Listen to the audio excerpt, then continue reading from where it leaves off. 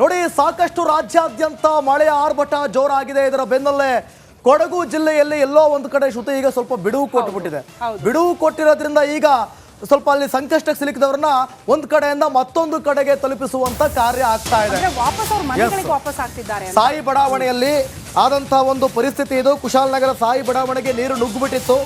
ರಾತ್ರೋರಾತ್ರಿ ಹಲವು ಕುಟುಂಬಗಳನ್ನ ಸ್ಥಳಾಂತರ ಮಾಡಲಾಗಿದೆ. ಅಗ್ನಿಶಾಮಕ ದಳದಿಂದ ರಾತ್ರಿ ರಕ್ಷಣಾ ಕಾರ್ಯ ಮಾಡಲಾಗಿದೆ. ಮನೆಯನ್ನ ಖಾಲಿ ಮಾಡಿದ್ದಾರೆ ಬಡಾವಣೆ ನಿವಾಸಿಗಳು. ಸ್ವಲ್ಪ ಬಿಡುವು ಸಿಕ್ಕಿದ್ರೆ ಸಾಕು ಅಂತ ಕಾಯ್ತಿದ್ರು. ಅಷ್ಟರ ಮಟ್ಟಿಗೆ ಪರಿಸ್ಥಿತಿ ಬಿಗಡಾಯಿಸಿತ್ತು. ದೃಶ್ಯದಲ್ಲೂ ಕೂಡ ಗಮನಿಸ್ತಾ ಇದ್ದೀರಾ ನೋಡಿ ಯಾವ ರೀತಿ ಇದೆ. ಸಂಪೂರ್ಣವಾಗಿ ದನ ಹಸು ಕರುಗಳು ಬದುಕದಾದಂತ ಪರಿಸ್ಥಿತಿ ನಿರ್ಮಾಣ ಆಗಿದೆ. ಈ ಮನುಷ್ಯರನ್ನೇನೋ ಸಿಬ್ಬಂದಿಗಳು ಬಂದು ರಕ್ಷಣೆ ಮಾಡಿ ಬೇರೆಡೆಗೆ ಶಿಫ್ಟ್ ಮಾಡಿದ್ರು. ಬಟ್ ಮೂಕ ಪ್ರಾಣಿಗಳ ರೋದನೆ ಕೇಳೋದು ಯಾರು? ಮೂಕ ಪ್ರಾಣಿಗಳ ರೋದನೆ ನೋಡಿ ಯಾವ ರೀತಿ ಪಾಪ ನೀರಲ್ಲಿ ಸಿಲುಕಾಕಿಕೊಂಡು ದನಗಳು ಪರದಾಡ್ತಾ ಇದೆ. ಆ ದೃಶ್ಯ ನಾವು ಗಮನಿಸ್ತಾ ಇದ್ವಿ. ರಾತ್ರೋರಾತ್ರಿ ಇದ್ದಕ್ಕಿದ್ದಂತೆ ಮಳೆ ನೀರು ಹೆಚ್ಚಾಗ್ತಾ ಇದ್ದಂತೆ ಮನೆಗಳಿಗೆ ನೀರು ನುಗ್ತು ಇಡೀ ಬಡಾವಣೆಯೇ ಜಲಾವೃತವಾಗಿರುವ ದೃಶ್ಯ. ಸದ್ಯ ಯಾರು ಕೂಡ ಇಲ್ಲ, ಆದರೆ ಮೂಕ ಪ್ರಾಣಿಗಳ ರೋಧನೆ ಅಲ್ಲಿ ಮುಂದುವರಿತಾ ಇದೆ. ಅದನ್ನ ಮರೆ ಮಾಡ್ಕೊಂಡೆ ನಿನ್ನೆ ಸುರಿದ ಧಾರಾಕಾರ ಮಳೆಗೆ ಕಾವೇರಿ ನದಿ ಉಕ್ಕಿ ಹರಿತಾ ಇರುವಂಥದ್ದು, ಅಲ್ಲಲ್ಲಿ ಪ್ರವಾಹ ಕೂಡ ಉಂಟಾಗಿರುವಂಥದ್ದು. ಅದು ಕುಶಾಲನಗರ ತಾಲೂಕು, ಕುಶಾಲನಗರದಲ್ಲಿ ಕೆಲವು ಬಡಾವಣೆಗಳು, ಸಾಯಿ ಬಡಾವಣೆ, ಕುವೆಂಪು ಬಡಾವಣೆ, ಇಲ್ಲಿ ಕೂಡ ಕಾವೇರಿ ನೀರು ನುಗ್ಗಿದೆ. ಈಗ ನಾವು ಸಾಯಿ ಬಡಾವಣೆಯಲ್ಲಿದ್ದೇವೆ. ಇಲ್ಲಿ ಒಂದು ಕೆಲವೇ ದೂರದಲ್ಲಿ ಕಾವೇರಿ ನದಿ ಇರುವಂಥದ್ದು. ಈಗ ನಿನ್ನೆ ಇದ್ದಕ್ಕಿದ್ದಂತೆ ನೀರು ಬಂದು ಎಲ್ಲ ಮನೆಗಳಿಗೆ ನೀರು ನುಗ್ಗಿರುವಂಥದ್ದು. ನೂರಾರು ಮನೆಗಳಿದೆ, ಎಲ್ಲ ಮನೆಗಳಿಗೆ ಇಲ್ಲಿ ನೀರು ನುಗ್ಗಿದೆ. 3, 4, 5ನೇ ಕ್ರಾಸ್ವರೆಗೆ ಕೂಡ ಈ ನೀರು ಬಂದು ನಿಂತಿರುವಂಥದ್ದು. ನಿನ್ನೆ ರಾತ್ರಿ ಇದ್ದಕ್ಕಿದ್ದಂತೆ ಹೆಚ್ಚು ಮಳೆ ಬಂದ ಕಾರಣ ಕೆಲವು ಜನರು ಇಲ್ಲೇ ಮನೆ ಒಳಗೆ ಇದ್ದರು. ಒಂದು 19 ಜನಗಳನ್ನು ಕೆಲವು ಕುಟುಂಬಗಳ ನಿನ್ನೆ ಅಗ್ನಿಶಾಮಕ ದಳದವರು ಅವರನ್ನು ಸ್ಥಳಾಂತರ ಮಾಡುವಂಥ ಕೆಲಸವನ್ನು ಕೂಡ ಮಾಡಿದ್ದಾರೆ. ಈಗ ಇಲ್ಲಿ ಎಷ್ಟು ಮನೆ ಇದೆ ಎಲ್ಲ ಮನೆಯವರು ಸ್ಥಳಾಂತರ ಆಗಿದ್ದಾರೆ. ಎಲ್ಲ ಬೇರೆ ಬೇರೆ ಅವರ ಸಂಬಂಧಿಕರ ಮನೆಗೆ ತೆರಳಿದ್ದಾರೆ. ಅಂದರೆ ಪ್ರತಿ ವರ್ಷ ಜೋರು ಮಳೆ ಆದಾಗ ಈ ರೀತಿ ಪ್ರವಾಹ ಬರುವಂಥದ್ದು ಕಳೆದ ಕೆಲವು ವರ್ಷಗಳಿಂದ. ಅದರಿಂದ ಸ್ವಲ್ಪ ನೀರು ಬರ್ತಾ ಇದ್ದಂಗೆ ಅವರೆಲ್ಲ ಬೇರೆ ಕಡೆಗೆ ಶಿಫ್ಟ್ ಆಗುವಂಥದ್ದು. ಅದೇ ರೀತಿ ಇವಾಗಲೂ ಕೂಡ ಶಿಫ್ಟ್ ಆಗಿದ್ದಾರೆ. ಸಂಪೂರ್ಣವಾಗಿ ಮನೆ ನೀರಿನಿಂದ ಆವೃತವಾಗಿದೆ. ಯಾಕೆಂದರೆ ತಲಕಾವೇರಿ ಭಾಗಮಂಡಲ ವ್ಯಾಪ್ತಿಯಲ್ಲಿ ಅತಿ ಹೆಚ್ಚು ಮಳೆ ಆಗಿತ್ತು ನಿನ್ನೆ. ಜೊತೆಗೆ ಹಾರಂಗಿಯಲ್ಲಿ 25,000 ಕ್ಯೂಸೆಕ್ಸ್ ನೀರು ನದಿಗೆ ಬಿಡಲಾಗಿತ್ತು. ಹಾರಂಗಿಯಲ್ಲಿ ಕಾವೇರಿ ನದಿಗೆ ನೀರು ಬಿಟ್ಟಾಗ ಇಲ್ಲಿ ಫ್ಲೋ ಜಾಸ್ತಿ ಆಗುತ್ತೆ, ಆಗ ಈ ಬಡಾವಣೆಗಳಿಗೆ ನೀರು ನುಗ್ಗುವಂಥದ್ದು. ಅದೇ ರೀತಿ ಈಗ ಇಲ್ಲಿ ನೀರು ನುಗ್ಗಿರುವಂಥದ್ದು.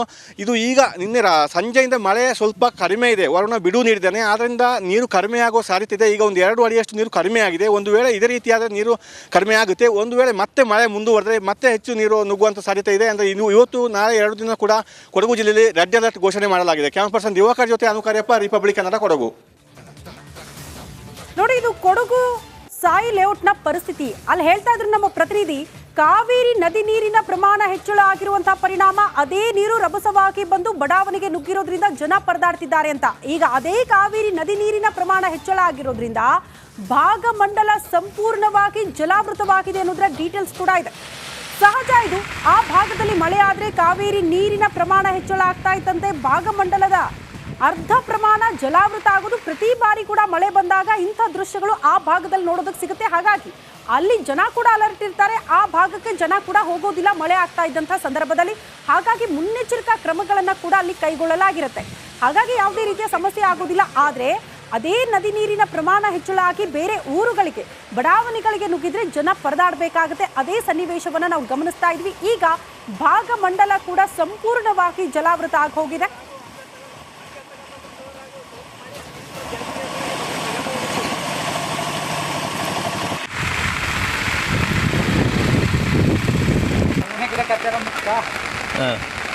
ನೇತೋಟ ನಾನು ತಲಕಾರಿ ಕಡೆ ಹೋಗ್ಬೇಕು.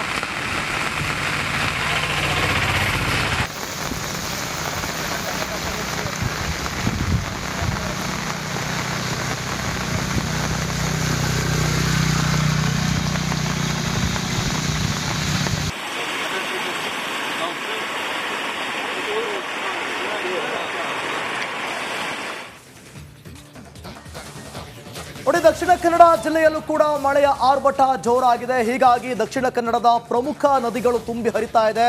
ಡ್ಯಾಮ್ಗಳು ಕೂಡ ಭರ್ತಿಯಾಗಿದೆ. ಸೊ ಗಮನಿಸಬಹುದು, ಮಳೆಯಿಂದ ಬಂಟ್ವಾಳದ ಜಕ್ರಿಬೆಟ್ಟು ಡ್ಯಾಮ್ ಭರ್ತಿಯಾಗಿದೆ. ಡ್ಯಾಮ್ನಿಂದ ನದಿಗೆ ನೀರನ್ನ ಬಿಟ್ಟಿದ್ದಾರೆ ಸಿಬ್ಬಂದಿ. ನದಿ ತೀರದ ನಿವಾಸಿಗಳು ಎಚ್ಚರಿಕೆಯಿಂದ ಇರಬೇಕು ಅಂತ ಎಚ್ಚರಿಕೆ ಸೂಚನೆಯನ್ನು ರವಾನಿಸಿದೆ ಜಿಲ್ಲಾಡಳಿತ. ಸೊ ಬಹಳ ಪ್ರಮುಖವಾಗಿ ಮಳೆ ಜಾಸ್ತಿ ಆದಂಥ ಸಂದರ್ಭದಲ್ಲಿ ಪ್ರಮುಖವಾದಂಥ ನದಿಗಳೆಲ್ಲವೂ ಕೂಡ ತುಂಬಿ ಹರಿಯುತ್ತೆ. ನೀರು ಜಾಸ್ತಿ ಆದಾಗ ಆ ಸಂದರ್ಭದಲ್ಲಿ ಡ್ಯಾಮ್ನಿಂದ ನೀರನ್ನ ಹರಿಬಿಡಲಾಗುತ್ತೆ. ಹಾಗಾಗಿ ನದಿ ಪ್ರದೇಶದಲ್ಲಿರುವಂತಹ ಸ್ಥಳೀಯರಾಗಿರ್ಬೋದು, ಇವರೆಲ್ಲರೂ ಕೂಡ ಎಚ್ಚರಿಕೆಯಿಂದ ಇರಲೇಬೇಕಾಗುತ್ತೆ. ಯಾಕಂದ್ರೆ ಇವರೆಲ್ಲರಿಗೂ ಕೂಡ ಪ್ರವಾಹದ ಭೀತಿ ಕಾಣುತ್ತೆ. ಸೊ ಹಾಗಾಗಿ ಜಿಲ್ಲಾಡಳಿತ ಕೂಡ ಅದನ್ನೇ ಹೇಳಿದೆ. ನೀವು ದೃಶ್ಯದಲ್ಲೂ ಕೂಡ ಗಮನಿಸ್ತಾ ಇದ್ದೀರಾ, ಬಂಟ್ವಾಳದ ಜಕ್ರಿಬೆಟ್ಟು ಡ್ಯಾಮ್ ತುಂಬಿದೆ ಸಂಪೂರ್ಣವಾಗಿ. ಹೀಗಾಗಿ ಒಂದಷ್ಟು ನೀರನ್ನ ಆಚೆ ಬಿಡಬೇಕಾಗುತ್ತೆ. ಹೊರಹರಿವಿನ ಪ್ರಮಾಣ ಜಾಸ್ತಿ ಆಗುತ್ತೆ ನೀರಿಂದು. ನದಿಯ ಸುತ್ತಮುತ್ತಲಿನ ಪ್ರದೇಶದಲ್ಲಿರುವಂತಹ ಸ್ಥಳೀಯರು ಜಾಗ್ರತೆಯಿಂದ ಇರಬೇಕಾಗುತ್ತೆ.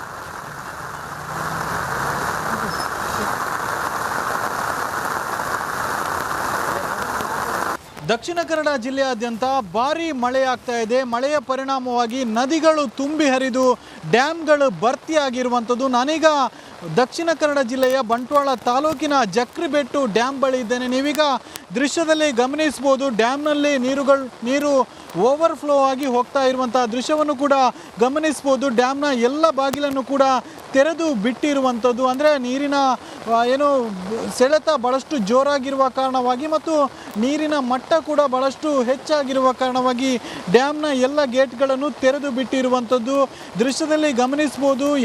ನೀರು ಯಾವ ರೀತಿಯಾಗಿ ಫ್ಲೋ ಇದೆ ಅಂತ ವೇಗವಾಗಿ ನೀರುಗಳು ಹರಿತಾ ಇರುವಂಥದ್ದು. ಅಂದರೆ ನೇತ್ರಾವತಿ ಮತ್ತು ಕುಮಾರಧಾರ ನದಿ ಎರಡು ಸಂಗಮವಾಗಿ ಈ ರೀತಿಯಾಗಿ ನದಿ ಹರಿತಾ ಇರುವಂಥದ್ದು, ನದಿ ಉಕ್ಕಿ ಹರಿತಾ ಇರುವಂಥದ್ದು. ಅಂದರೆ ನಿನ್ನೆಯಿಂದಲೂ ಕೂಡ ದಕ್ಷಿಣ ಕನ್ನಡ ಜಿಲ್ಲೆಯಾದ್ಯಂತ ವ್ಯಾಪಕವಾದಂಥ ಭಾಳ ಜೋರಾಗಿ ಮಳೆ ಬರ್ತಾ ಇದೆ. ಜೊತೆಗೆ ಪಶ್ಚಿಮ ಘಟ್ಟದಲ್ಲೂ ಕೂಡ ನಿರಂತರವಾಗಿ ಮಳೆ ಸುರಿತಾ ಇದೆ. ಹೀಗಾಗಿ ಇಲ್ಲಿನ ಜೀವನದಿಗಳಾದಂಥ ನೇತ್ರಾವತಿ ಮತ್ತು ಕುಮಾರದ್ವಾರ ನದಿಗಳು ಉಕ್ಕಿ ಹರಿದು ಈ ರೀತಿಯಾಗಿ ಅಪಾಯ ಮಟ್ಟ ಮೀರಿ ಹರಿತಾ ಇರುವಂಥದ್ದು ದೃಶ್ಯದಲ್ಲಿ ಗಮನಿಸ್ಬೋದು.